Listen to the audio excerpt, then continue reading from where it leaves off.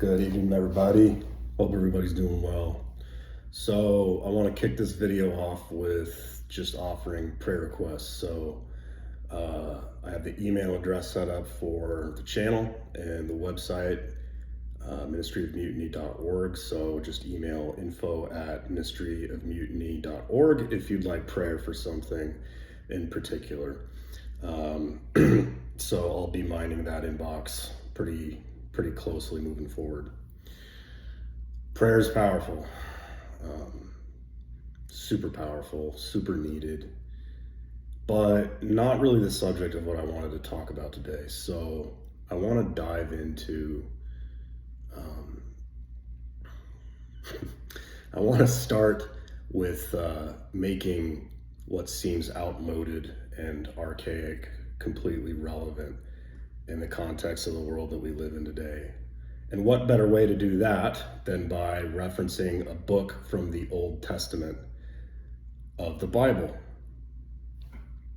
Tough to get more archaic than that, right? Actually, it's not, but you get the drift. Anyway, so this book of the Bible that I want to talk a bit about is Ecclesiastes. It's written by King Solomon, the son of King David. If you don't know anything about King Solomon, well, there's not too much to know. Just as a general synopsis, the guy was incredibly wise. Many Bible scholars tout him as being the second wisest person to have ever lived, aside from, of course, this guy, Jesus Christ. So, tremendous wisdom, but the thing that differentiated Solomon from Jesus was that Jesus had his action matching what he said and what he wrote and how he communicated. And Solomon, he didn't know as much as Jesus or write as beautiful. He didn't know everything. He didn't know what the Son of God knows, right? But he knew enough to get people to call him the wisest man that had lived up until that point. And in the book of Ecclesiastes, King Solomon is really writing about, he's airing out some of his grievances on paper, it seems, about the world being meaningless and about everything he had accumulated in life being worthless. And he was a man who was highly envied. Solomon was incredibly educated, incredibly brilliant, incredibly wise. He had a harem of women who would just do whatever he wanted. He had kingmanship, right? He had the status of a king, and he had all the, the accoutrements and benefits that come with being a king at that time. And when I was reading Ecclesiastes this morning, it's a really short book, by the way. If you haven't read it, it's like 15 pages. You may as well just dive in and give it a read. When I was reading Ecclesiastes this morning, I got to thinking about just how much of what's said in Solomon's writing is relevant today. And it's not just relevant because of people not finding meaning in things today, the way that Solomon wasn't finding meaning in things at the end of his life, even though his life was really lavish. It's about, it seems, the fact that Solomon is exactly who most men want to be today. You ask 99% of men who they'd want to be, they may not say King Solomon from the Old Testament, the Bible, but they would basically give you someone who had access to that stuff: power, wealth, success, status, fame, reverence from people, right? But after having acquired it, all these things that we spend so much time searching for on earth, after Solomon acquired those things, he is still reminiscing in Ecclesiastes about how it's meaningless, how it didn't give him pleasure, how it didn't give him joy. Yet, we're still running around on earth. Nobody wants to read the Bible.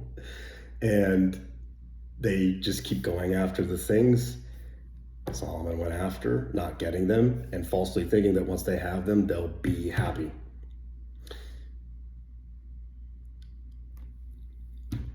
Let me spare you the trouble. If you pursue worldly things, if you make them the crux of all that you do, you will not be happy. Why? Because you're trying to fill an infinite void in your conscience, your spirit, your heart, your soul with finite things. That emptiness that you feel inside, it's infinite. The only thing that can fill it, therefore, is something else that's also infinite. What do we know of that's infinite? God. You may not know of him, but you understand the concept. So, build that treasure in heaven, and you will be at peace down here. That's really all there is to it. If I had figured this out sooner, I could have spared myself a range of horrific problems in my life. And sometimes I still become stubborn and think that doing things my way is best, but it's not. Do you want to be someone who gets everything down here? Solomon did that.